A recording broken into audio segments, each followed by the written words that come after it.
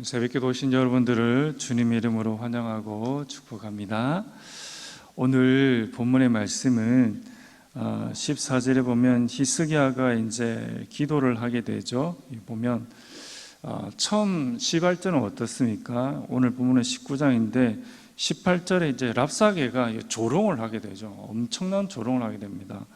그래서 오늘 19장 1절에 히스기야가 한번 기도를 하게 되죠. 19장 1절에 보면 히스기야가 듣고 옷을 찢고 이러면서 기도를 하게 됩니다. 엄청난 말을 하게 되죠.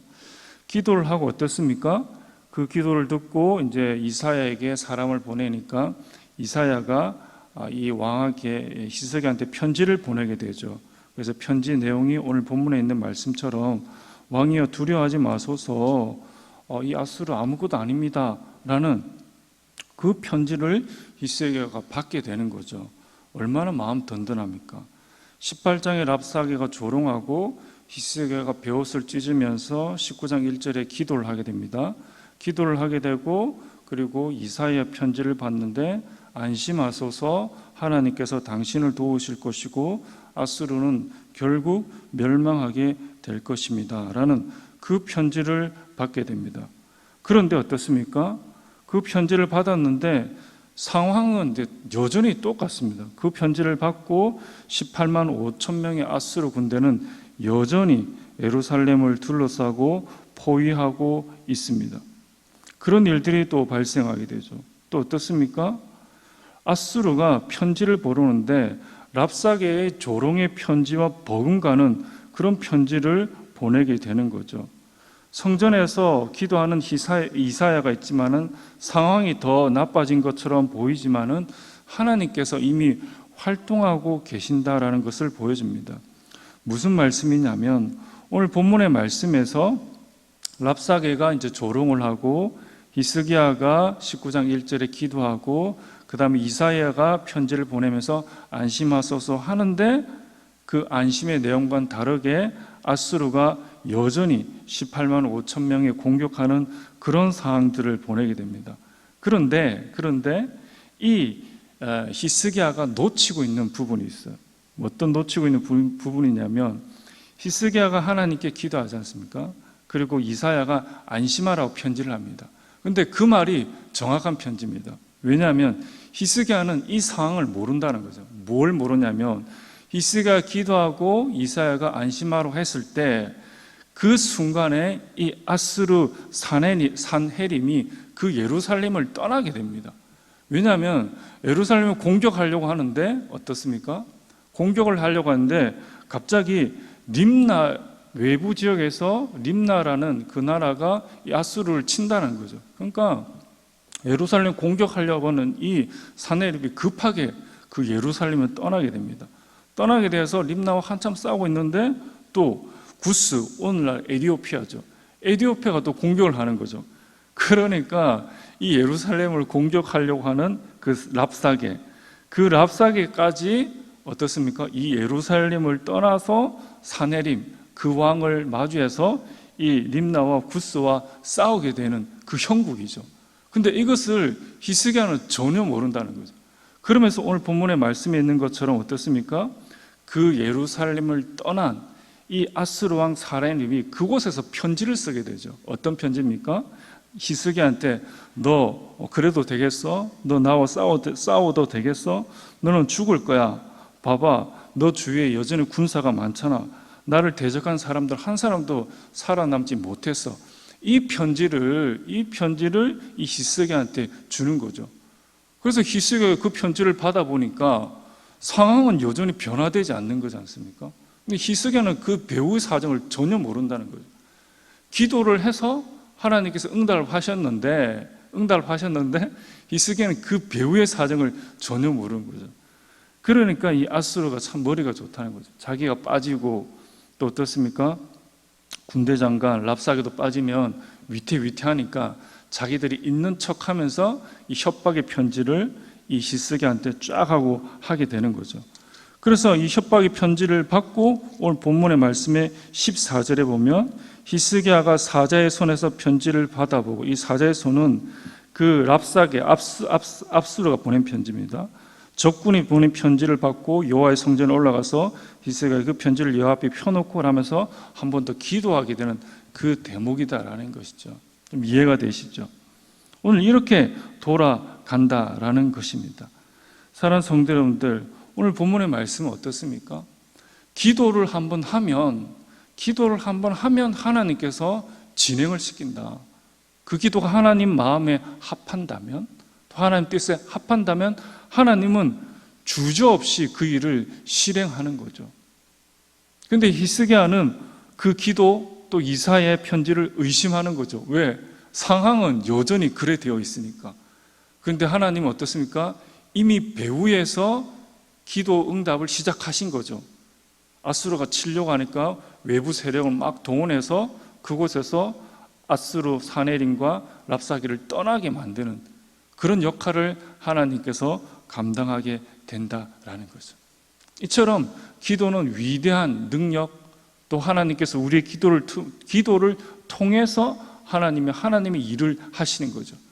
우리가 볼 때는 기도가 말이고 소리고, 또 어떻게 보면 이 히스기야처럼 응답이 안 되는 것처럼 보이고, 상황은 여전히 18만 5천 명이 예루살렘을 둘러싸고 있는 것처럼 보이지만, 그 배후에 이미 우리가 기도하는 그 순간에, 그렇죠? 19장 1절에 기도하는 그 순간에 하나님께서 그 역사, 그 하나님의 능력이 펼쳐지고 있는 그런 모습을 우리가 볼 수가 있다라는 겁니다. 그래서 우리가 하나님께 기도하는 것은 그냥 소리의 기도가 아니라, 정말 오늘 본문의 말씀을 여러분들 늘 생각하시면서 마음의 중심을 들여서 정말 내가 하는 하나님께 이 기도가 능력이 있다. 하나님은 기도를 통해서 당신의 그 역사와 사역을 이루시기를 기뻐하십니다. 하나님은 전도에 미련한 것을 통해서 하나님의 뜻을 이루시기를 원하신다라는 거죠. 하나님은 천사를 통해서 일을 하지 않는다. 하나님은 우리를 통해서 당신의 뜻과 사역을 이루시기를 원하신다. 우리들의 기도를 통해서 하나님께서 그 뜻을 이루시기를 원하신다라는 하나님의 그 마음들을 헤아리는 것이 중요하다라는 것입니다. 그래서 하나님께서는 어떻습니까? 그 편지를 다 이게 받아들이니까 하나님께서 마지막 20절과 28절 긴 구절은 그 아수르를 조롱하는, 아수르를 뭉개는 그런 응답을 하시는 거죠. 21절에 보면 오히려 아수르가 유다 사람에게 조롱과 비웃음을 당하게 될 것이다 라는 거죠. 아수르가 조롱의 편지를 폈는데 하나님께서는 21절에 도리어 처녀의 딸 예루살렘이죠. 처녀의 딸 예루살렘이 시온이 너를 멸시하겠다라고 그 편지에 대해서 반박하는 거죠. 너가 이스라엘 조롱한다고 편지를 썼어? 봐봐, 정확한 것은 도리어 시온이 너를 멸시하고 조롱하게 될 것이야 라고 말합니다. 또 22절은 어떻습니까?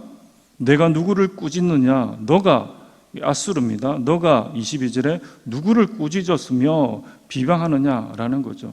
너가 예루살렘을 꾸짖고 비방해? 도리어 내가 너를, 예루살렘 시온이 너를 꾸짖고 비방하게 될 것이다 라는 것을 말해주고 있다라는 것입니다. 그리고 23절과 24절에 보십시오. 너가 사자를 통하여 주를 비방하여 이르기를 내가 많은 병거를 거느리고 쭉 말하죠.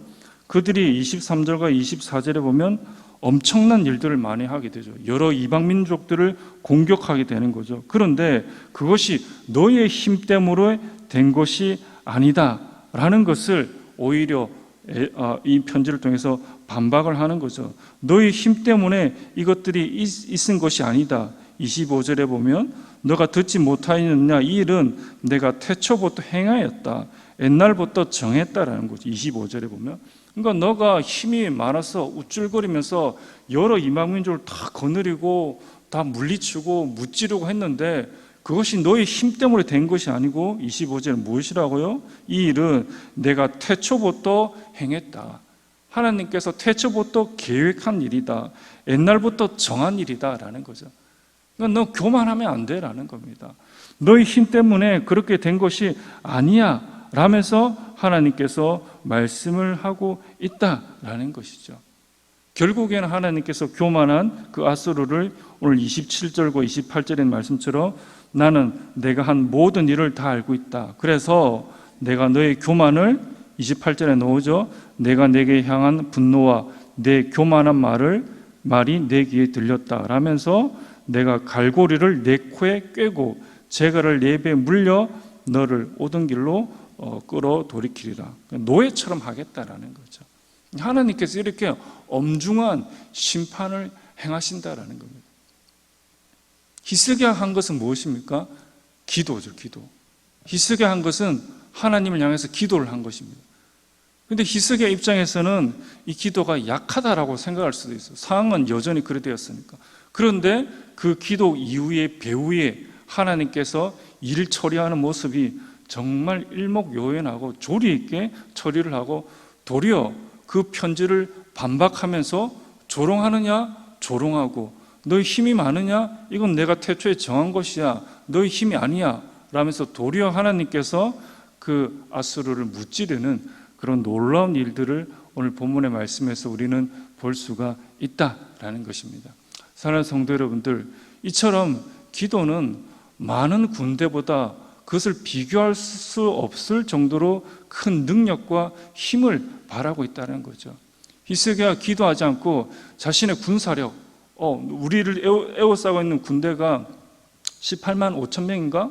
그러면 우리는 200명의 군사력을 가지고 히스기야가 탁 하나님께 하나님 200명의 군사력이 있습니다. 이것을 가지고 무찔러 주십시오. 하나님은 군사력을 보고 하나님은 그 일을 하지 않는다라는 것이죠. 하나님은 한 사람이지만 그 히스기야의 기도를 통해서 하나님은 그 마음을 움직이신다라는 그 사실을 우리가 잊지 말아야 된다라는 겁니다. 하나님은 군사력이 아니고 하나님 능력이 아니고 당신을 향한 그런 단 한 사람일지라도 당신을 의뢰하고 신뢰하는 그 기도 소리에 하나님 마음이 동하신다라는 것을 우리가 결코 잊지 말아야 된다라는 것입니다. 오늘 이 말씀은 상황은 여전히 히스기야를 압박하지만 기도 이후에 역사하시는 하나님의 그 능력을 우리가 알고 그 기도 가운데 낙심하지 말고 하나님께 아뢰는 그런 복된 인생이 다 되시기를 간절히 바랍니다. 우리 화면을 보시고 기도 제목을 함께 읽도록 하겠습니다. 우리가 기도한 바로 그 순간부터 하나님께서 나를 위해 일하신다는 것을 믿고 기도하게 하옵소서. 내 눈에 보이지 않을지라도 주께서 나를 위해 일을 시작하셨음을 믿고 기도하기를 멈추지 말게 하옵소서. 기도하겠습니다. 존귀하신 아버지 하나님, 오늘 이 말씀을 통해서 내 눈에 보이지 아니할지라도 주께서 나를 위해서, 주께서 히스기야를 위해서 일을 시작하셨음을 볼 수가 있습니다. 기도하기를 멈추지 말고 하나님 꾸준히 계속적으로 주를 향하여 기도할 수 있는 그런 복된 기도가 다 되어질 수 있도록 축복하여 주시옵소서. 감사드리며 예수님의 이름으로 기도합니다. 아멘.